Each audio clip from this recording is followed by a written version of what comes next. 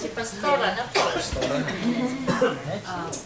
Okay, ngayon, i-briefing ko sa iyo yung pagkasunod-sunod. Kasi meron tayong video na papanoorin. So, ito is siguro mga 10 minutes. Kasama na yung application. After video, after nun, mag-discuss tayo about dun sa video. So, nasa gitna yung video. Yung, okay? Before that, let us pray. Father God, we thank you, O God, for tonight, Lord. And thank you, Lord, for preparing our hearts, O Lord, for coming here, O Father God, to hear your word, O God. Lord, for tonight, O Father God, we want to glorify your name, O God. And we want to understand, O God, your word, O Lord. Open our hearts, our mind, our soul, O God. And Lord, naya mo, Panginoon, that we apply, O God, what we heard, O Panginoon, and what you taught for us, O Father God. And thank you so much, Father God, dahil napakabuti niyo po, Panginoon, sa amin. And every trials, O God, circumstances, O God, sa nangyari sa buhay namin. But still, Lord, that you are the firm foundation, O God. Thank you so much, O God, for everything that we have done, Lord. This may pray, O God, in Jesus' name. Okay, ang ano natin ngayon, ang text natin ngayon ay 2 Thessalonians 2:13-17. Makikita natin, basahin ko ulit but we ought always to thank God for you, brothers and sisters, loved by the Lord, because God chose you as first fruits to be saved through the sanctifying work of the Spirit, through belief in the truth. He called you to this through our gospel, that you might share in the glory of our Lord Jesus Christ. 15. So then, brothers and sisters, stand firm and hold fast to the teaching we pass on to you, whether by the word of mouth or by letter. 16. May our Lord Jesus Christ himself and God our Father, who loved us, and by his grace gave us eternal encouragement and good hope, encourage your hearts and strengthen you and every good deed and word. So makikita natin, Thessalonians is written by Paul for his second journey from sa Corinto, pumunta siya, and then after ng Thessalonians. So pinadala niya nun sila Timothy, so yung kagrupo niya, and then Timothy, bumalik ulit siya doon kay Paul, at binalita niya nga, at doon siya sumulat sa mga Thessalonian, yung mga binabalita ni Timothy about doon sa church. So makikita natin ang Thessalonian church ay talaga yung faith nila, na napaka-firm, although na meron sa mga verses na some of them are very shaken, but na doon makikita natin their example as a church. During yung days nila. So, ito yung Thessalonians, makita natin doon. And then, ito yung title natin, ay yung Faith's Firm Foundation. Di ba pag gagawa tayo ng house, kailangan muna natin ng foundation. And foundation is composed na marami siyang kanya yung bato. Ano pa yung sa foundation? Ano pa yung mga kailangan natin? Parang semento, graba. So ano pa? Diba? So kailangan ng mga equipment. So ganun rin as a Christian. Yung foundation natin, so kailangan natin ng mga ingredients. Kumbaga parang sa pagkain, kailangan natin yung mga bagay na may ingredients na parang lalo siyang sumarap at para mabuo mo yung isang menu. So ito yung Faith's Firm Foundation ng isang Christian. Like makikita niyo sa picture, sabi nga, di ba, sa Matthew 16:18, sabi, upon this rock I will build my church. So, yung parang si Peter, kinakausap niyo doon, ang sinasabi niyang rock doon is yung God. So, di ba, alam niyo po yung nagtayo sa buhangin? Nagtayo siya sa isang bato. Makikita natin doon yung foundation. Kung tayo tatayo, sabi nga, yung dun sa Peter nga, dun sa upon this rock, I will build my church. Ibig sabihin, ang mismo yung rock, Kasi alam mo daw, pag sinabing rock, hindi lang siya yung rock na ganito. Stone nga ang tawag. Pag sinabing rock, is bundok talaga. Kung kayo nakapunta kayo sa Montalban, makikita niyo talaga yung rock. Hindi siya yung kasi kami, galing ako ng Marikina, so pumunta ako ng Wawa. Sino nakakaalam sa mga Wawa? Yan, yung mga Montalban. So, yung Wawa doon, bago pa yon, doon kami kumukuha ng doon sila kumukuha ng graba. So, yun talaga isang rock, makikita nyo. Solid siya talaga. At tinitibag yung para maging graba. So yun yung, ganun katibay ang isang rock na malaki siya talaga.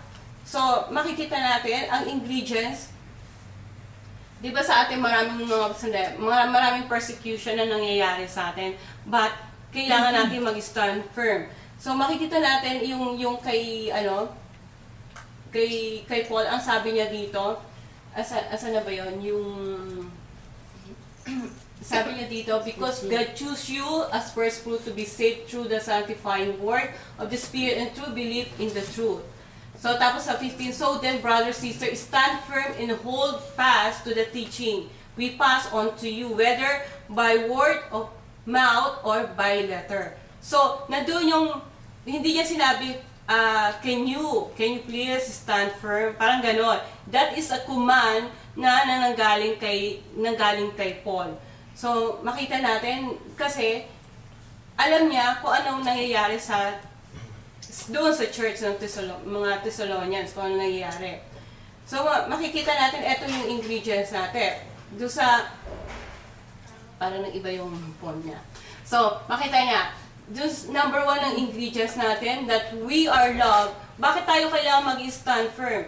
Ano yung ingredients na para tayo makatayo sa isang bagay, sa mga persecution na nangyayari sa atin. Okay. Paupuin muna namin po tayo. Special guest po na. Bayad ka na nauna?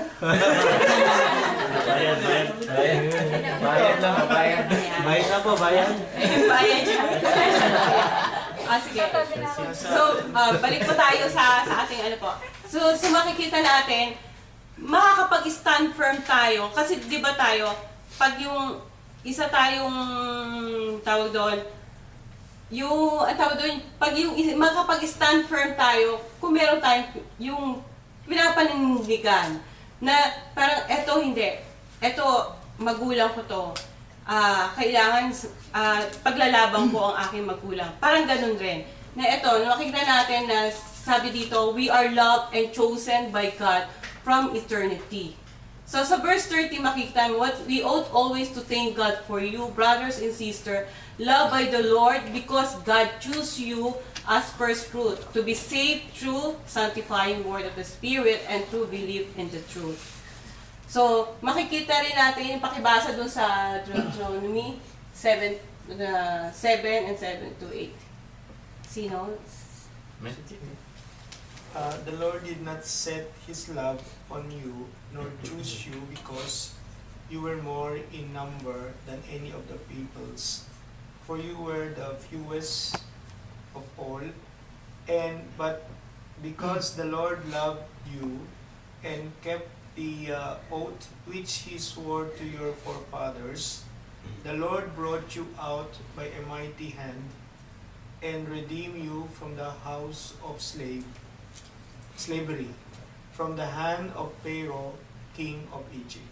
So makikita natin,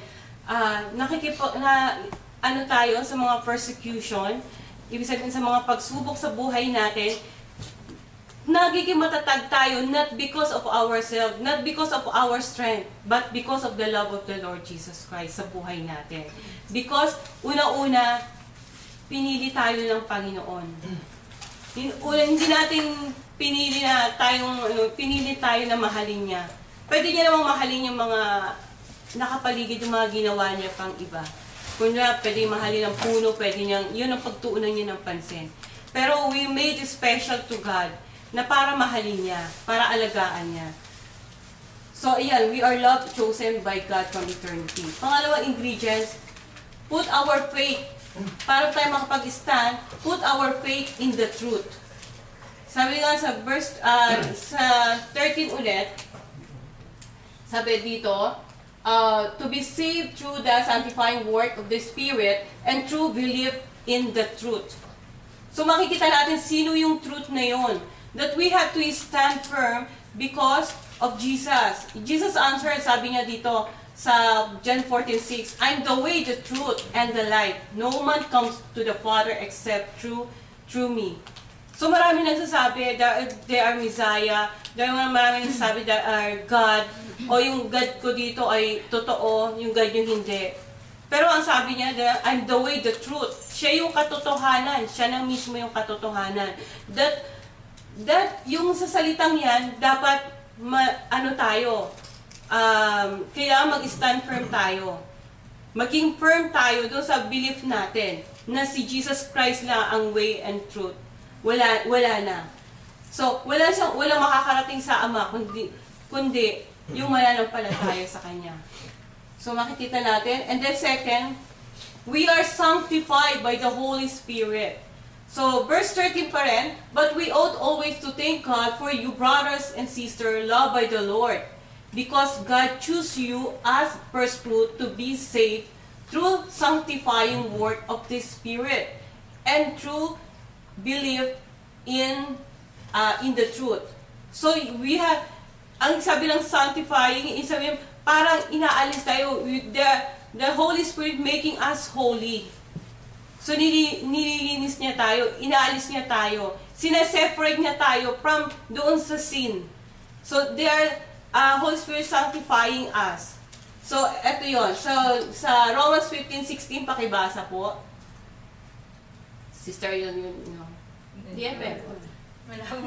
Malabo mata mo. But I have written very boldly to you on some points so as to remind you again, because of the grace that was given me from God, to be a minister of Christ Jesus to the Gentiles, ministering as a priest the gospel of God, so that my offering of the Gentiles may become acceptable, sanctified by the Holy Spirit.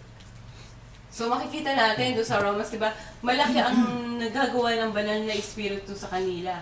Even the Gentiles, makikita naman natin ng Gentiles, as consider na rin tayo ng Gentile, ng mga unbeliever. But God still save us. Yung sinave niya tayo. At makikita natin yung work ng Holy Spirit doon. The Holy Spirit sanctifying His chosen people. So eto yung nakakapag-ano sa atin na we have to keep our faith firm because God sanctified us by the Holy Spirit. Not because of our deeds, but by the Holy Spirit. And this one, we are called through the gospel. Lahat naman po tayo, inaamin natin. Tayo tinawag sa pamagitan ng gospel. Ibig sabihin nun, lahat may nag-share sa atin. And that's the time that we hear the we hear the good news, and then we accept the good news, and we accept the Jesus Christ, so that we consider we are called through the gospel that you might share. And then, we can share for the glory of the Lord Jesus Christ. So that we are called through the gospel. And, syempre, makapag-stand firm tayo dahil tayo tumatayo sa matibay na bato na yun, si Jesus is the rock of salvation. Sa Deuteronomy 32:4, pakibasa. He is the rock, His work is perfect, for all His ways are judgment, a God of truth and without iniquity, just and right is He. So, iyon. So, makikita natin na siya yung rock of salvation. Wala na tayong matibay na sandigan. Ay, parang may kanta noon, di ba? Yung parang, ako'y, hindi magigiba. Yung mga gano'n na. Si Jesus ang sandigan, di ba? Oo, hindi magigiba. Ayun. Ayun yung may kanta yun eh. So, si Jesus ang ating sandigan. Siya yung pinaka-foundation natin. Siya yung pinaka-ano natin. Siya yung rock of salvation. So, makikita natin doon na isang ingredients na yung pagiging matibay ka, hindi dahil sa gawa mo, hindi dahil sa matalino ka, kundi kay Jesus lang. Kaya ka nakakapag-stand.